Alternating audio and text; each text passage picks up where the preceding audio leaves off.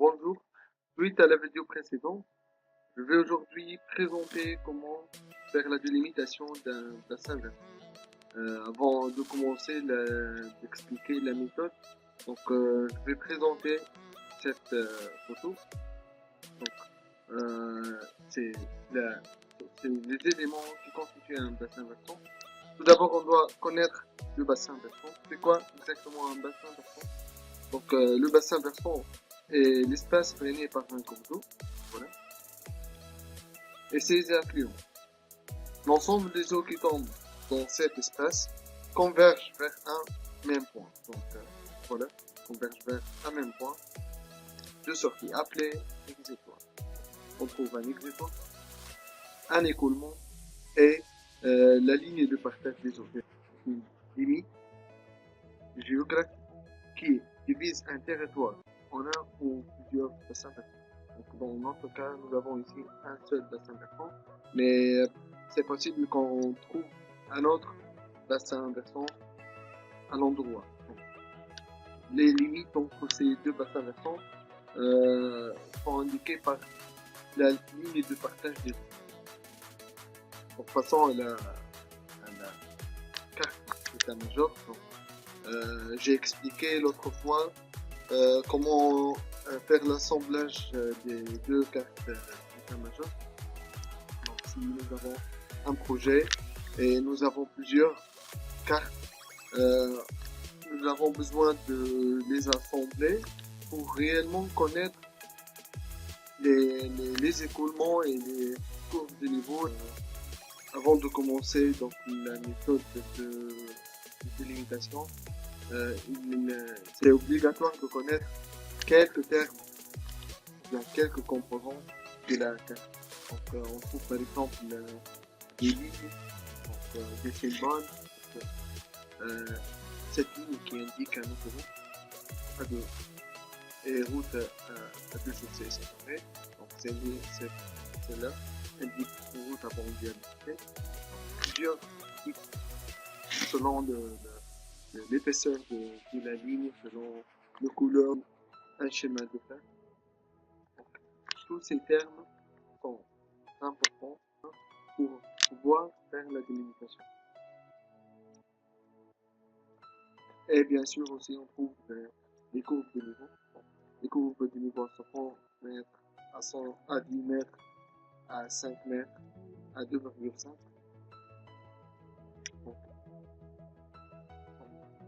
Comme première étape, nous avons besoin de connaître la situation de notre où il existe le projet.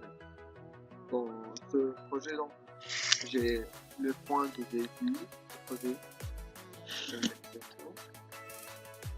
et le point et il termine par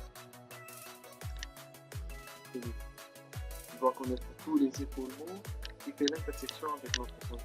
Une étape très importante pour le traçage des écoulements sur la carte.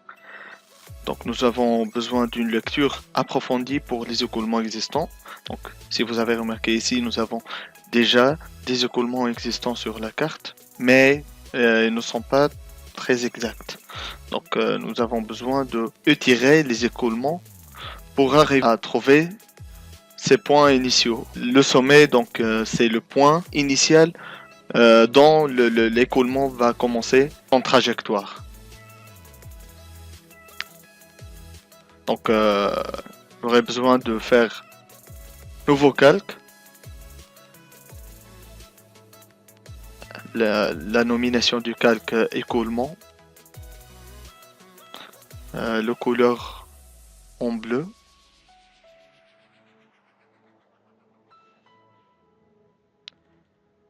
et bien sûr, on lui définit calque courant.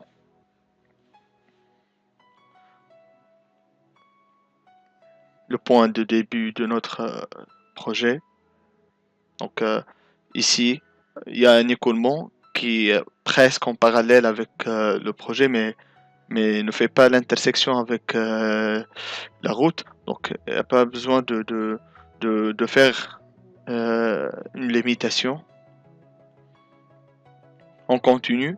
jusqu'à arriver à un point d'intersection. Voilà, je trouve ici un écoulement qui fait l'intersection avec la route. Donc, je dois faire le traçage de l'écoulement. Donc, j'applique la commande polyligne PO. Le point de départ. Donc, je prends le point de départ, juste l'intersection avec la route. Donc, voilà la route. Donc, je prends ce point. Et je commence à dessiner l'écoulement. C'est bon. La deuxième partie de l'écoulement. Donc,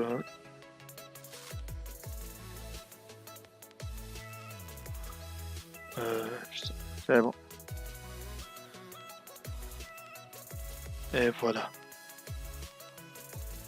Il nous manque de faire étirer l'écoulement parce qu'il n'a pas encore arrivé au sommet. Toute cette partie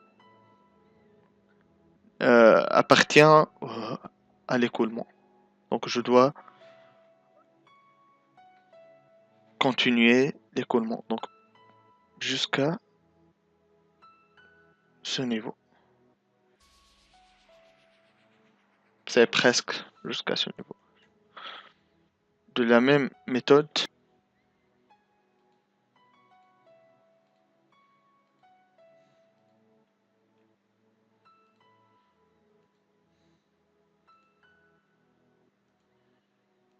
voilà. Et bien sûr, j'essaie à étirer l'écoulement pour arriver le maximum vers le sommet. Une petite remarque, le sens de la courbe. Ce sens est vers le point haut, vers le sommet. Il y a un autre sens qui est vers le point bas, vers le zéro. Donc, toujours l'écoulement prend le sens de la courbe de niveau qui est vers le haut, vers le sommet. Cette partie qui est de la courbe qui est en bas, qui a le sens. Cette partie de courbe de niveau donne une indication sur la ligne de partage des eaux. Donc, pratiquement, elle va passer de cette partie. Donc, la ligne de partage des eaux, elle va passer de cette partie. Donc, vers le sommet, nouveau calque.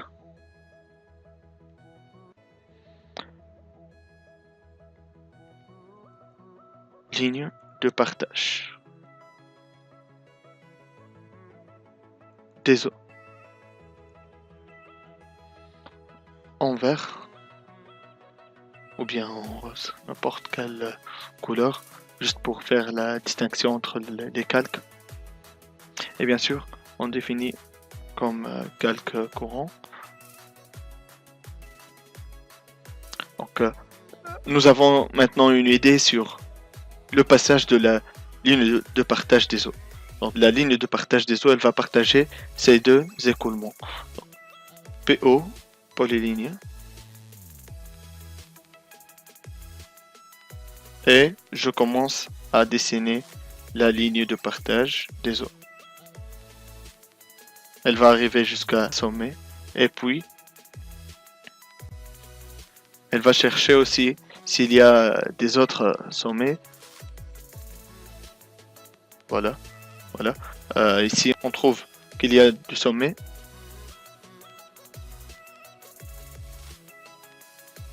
Et elle va prendre le sens vers le bas.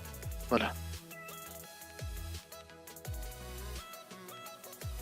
Et on fait clôturer le bassin versant. Voilà. On est arrivé à dessiner le premier bassin versant. Donc je passe au deuxième. Pratiquement c'est la même ligne de partage des eaux. Là. Voilà.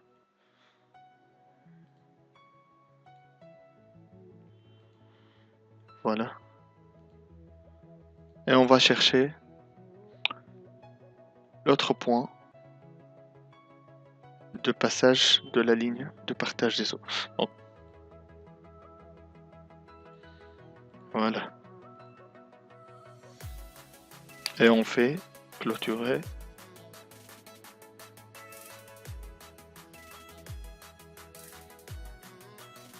le bassin. Donc, de même façon, le travail se répète avec les autres bassins versants. Maintenant, j'ai terminé tous les bassins versants. Et voilà. Il nous reste que de prendre les résultats pour chaque bassin versant. Donc, je vais changer un peu de l'épaisseur du polyline pour être plus lisible. Section c'est linéaire.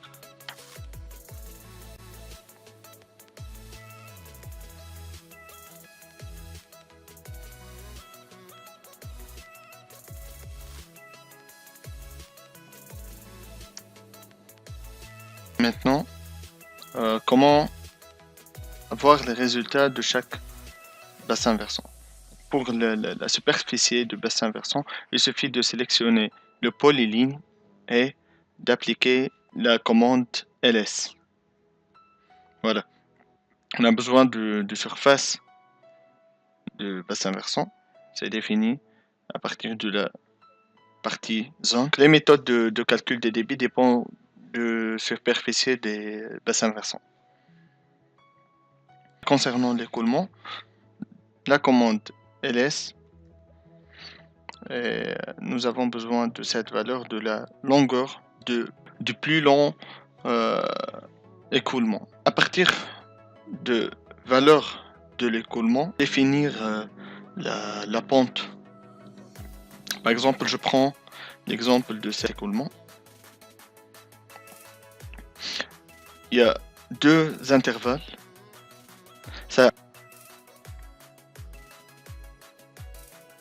C'est une courbe de 50 mètres.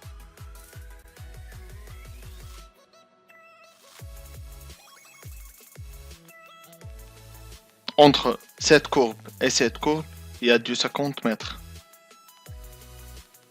On doit chercher la valeur de cette courbe avant tout. Donc la valeur de cette courbe c'est 604 plus 50, c'est 654 moins 604 sur la longueur de l'écoulement. Donc on arrive à trouver la pente. Toujours il faut regarder la définition de la courbe de niveau, parce que il y a plusieurs types de courbes, ça dépend de l'épaisseur. Donc la valeur ça change. Donc il faut toujours connaître la valeur de chaque courbe. Et puis si vous cherchez le point où vous ajoutez les nombres de répétitions des courbes de niveau. Par exemple, nous sommes aux valeurs de 604 plus 10, 614 plus 10, 624 plus 10, 634 plus 10, 644 et plus 10, 654.